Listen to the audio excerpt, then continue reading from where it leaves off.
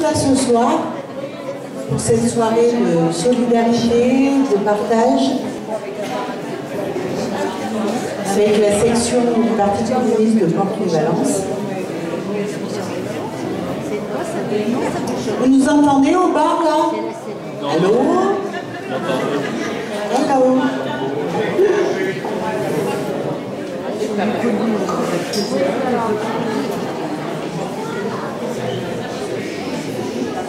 Voilà, je vous demande 5 minutes d'attention.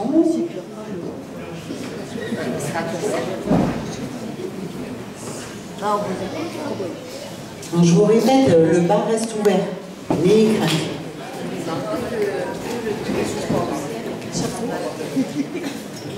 alors ce soir, nous accueillons avec bonheur Marie-Christine Vergiat, qui est notre députée européenne en gauche.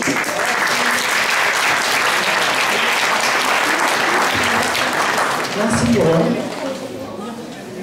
Et donc je vais lui laisser la parole avant de la passer à Pierre Travé.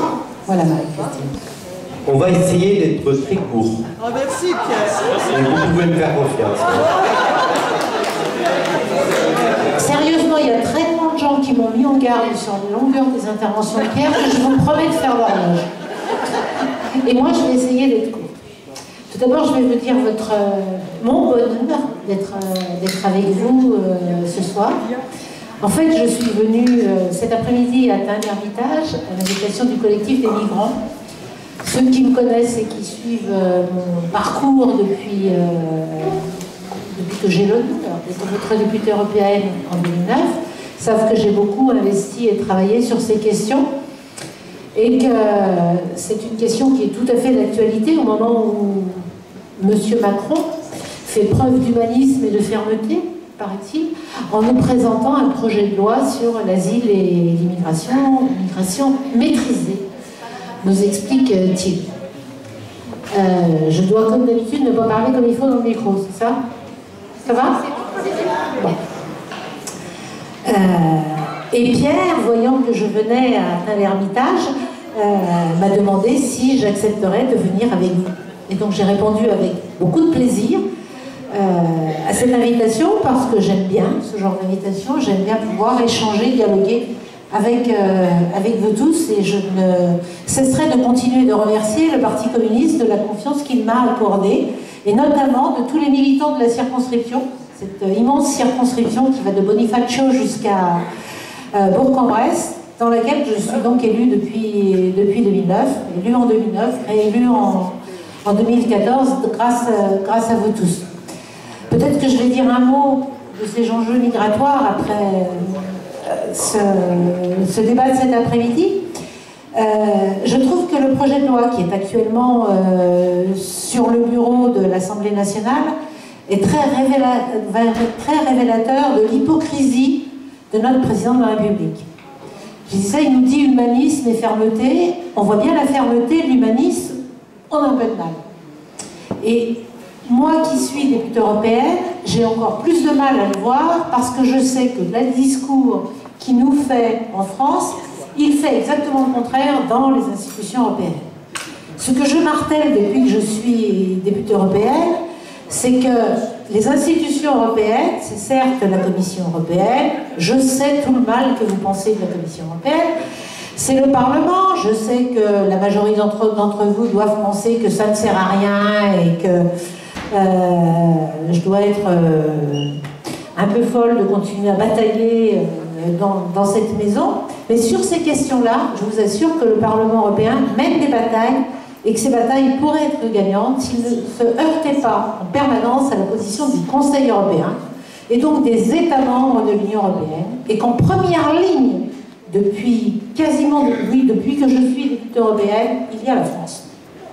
Il y a la France qui mène des politiques sécuritaires et qui demande à l'Union européenne sans arrêt plus de politiques sécuritaires, sans arrêt plus de rejet des étrangers. Monsieur Macron nous présente un projet pour améliorer le droit d'asile dans l'Union européenne. Or, il se trouve que la France est un des pires pays dans l'Union européenne en termes d'acceptation du statut de droit des réfugiés. Quand on commence par la fin de la liste, si je puis dire, c'est-à-dire la Hongrie, la Bulgarie, les Pays-Baltes, ceux qui sont les pires en termes d'accueil, en 6e position, il y a la France.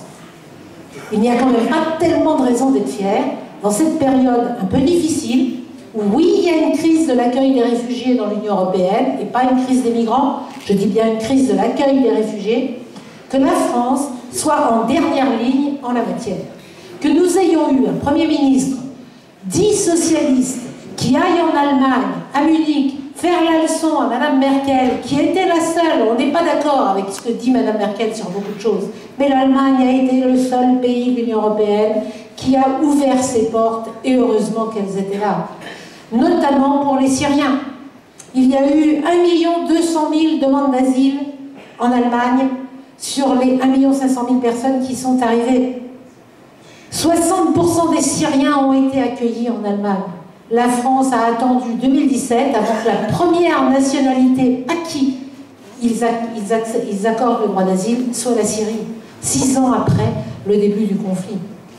Donc je crois qu'il faut, au moment où on va discuter de ce projet de loi, au moment où on va nous expliquer qu'il faut faire la différence entre les bons réfugiés et les mauvais migrants, plus que jamais dénoncer ces politiques-là. Notamment parce que M. Macron nous explique, et son sinistre ministre de l'Intérieur nous explique qu'il faut renvoyer dans leur pays d'origine les personnes à qui on refuse le droit d'asile. Mais de qui se moque-t-on? On va renvoyer en Érythrée les Érythréens à qui on n'a pas donné le droit d'asile? On va renvoyer au Soudan les Soudanais à qui on n'a pas donné le droit d'asile? On va renvoyer en République démocratique du Congo les femmes à qui on n'a pas donné le droit d'asile? Etc., etc., etc. La France est le pays qui expulse le plus dans l'Union européenne. Nous sommes leaders en matière d'expulsion. Où elle est la patrie des droits de l'homme? Où elle est la France terre d'asile dont on nous gargarise en permanence quand M. Macron va faire des discours devant la Cour européenne des droits de l'homme? Ça suffit. Je crois que plus que jamais, il faut profiter de ce projet de loi. Il faut que les militants s'emparent de cette question, profiter de ce projet de loi pour dénoncer l'hypocrisie française. M. Macron nous donne une image d'Européen convaincu. Mais il est plus proche de Viktor Orban que de qui que ce soit d'autre à l'intérieur de l'Union européenne. Il est libéral sur le plan économique et autoritaire sur tout le reste. C'est pas la peine que je vous fasse la liste de tout ce qui a été fait en matière sociale. Juste pour mémoire, si je puis m'exprimer ainsi, modifier le statut des cheminots à coup d'ordonnance quand même, il faut oser le faire. Etc., etc. L'état d'urgence transféré dans le droit ordinaire. C'est vraiment l'illibéralisme. Le pire qui soit en matière d'économie et le pire qui soit en matière d'autoritarisme. C'est exactement le contraire de ce pourquoi nous nous battons à la gauche unitaire européenne. Exactement le contraire. Nous voulons une autre Europe. Alors nous ne sommes... Oui. Nous ne sommes que 52 députés sur 751. Mais dans la précédente mandature, nous étions 35. Donc, nous avons progressé et nous ne désespérons pas de continuer à progresser. Et nous nous battons sur l'ensemble de ces politiques. Et comme je sais qu'il y a des amis kurdes dans la salle, je vais dire un mot de la question du Kurdistan. Parce qu'il se trouve que je suis coprésidente du groupe d'études, du groupe d'amitié avec le peuple kurde au Parlement européen. Donc j'ai mené nombre de batailles sur ces questions-là au Parlement européen. Et la dernière, outre celle d'Afrine, nous avons obtenu un débat sur Afrine au Parlement européen.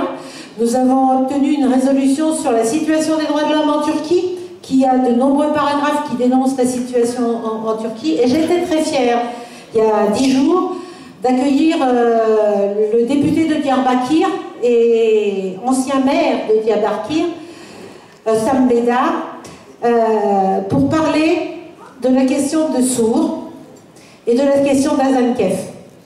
Azankef, c'est un des plus anciens sites européens, même mondial, avec des villages troglodytes, qui est une merveille que j'ai visité, que Pierre a visité, parce que j'ai eu le plaisir de faire une mission à Diyarbakir avec Pierre. que nous avons visité ensemble. C'est un témoignage de l'histoire et le gouvernement turc a décidé de le noyer par un barrage. Et Sur, c'est un des exemples de ces villes kurdes qui ont été détruites par l'armée turque dans le cadre de la répression contre le peuple kurde après les élections. Donc, c'est des exemples de ce que nous faisons au niveau européen. Le groupe de la gauche unitaire européenne est très fier d'être en première ligne sur ces questions-là, aux côtés de nos amis kurdes. Nous continuerons, comme nous continuerons dans d'autres batailles. Et je suis toujours à votre disposition pour essayer d'apporter plus d'éléments. Je sais que certains me suivent dans mes combats au Parlement européen. Et j'espère que je pourrai continuer aussi souvent que possible à être à vos côtés pour ces batailles-là. Parce que sur ces questions-là, je pense qu'il y a un enjeu à construire une autre Europe. Les élections européennes, c'est dans 1 an. Je crois qu'il faut que vous commenciez à réfléchir à ces questions. Et ne croyez pas que le repli nationaliste soit la solution. Le monde, il est de plus en plus globalisé, mondialisé. Les jeunes nous montrent chaque jour qu'ils vont faire des études ailleurs en Europe, qu'ils se marient avec des filles qui viennent des 4 coins du monde. Et c'est une richesse. Et je crois que cette richesse-là, nous, internationalistes, nous devons plus que jamais la porter pour continuer à construire un autre monde conforme aux valeurs qui ne sont pas les valeurs de la France, qui ne sont pas les valeurs de l'Europe, qui sont des valeurs universelles et qui font que chaque être humain doit être égal en droit et en dignité. Et je crois que c'est sur ce message-là que j'ai envie de terminer, un message d'espoir, de construction, pour que tous ensemble, nous continuions à avancer sur ces combats-là. Merci à tous et à toutes.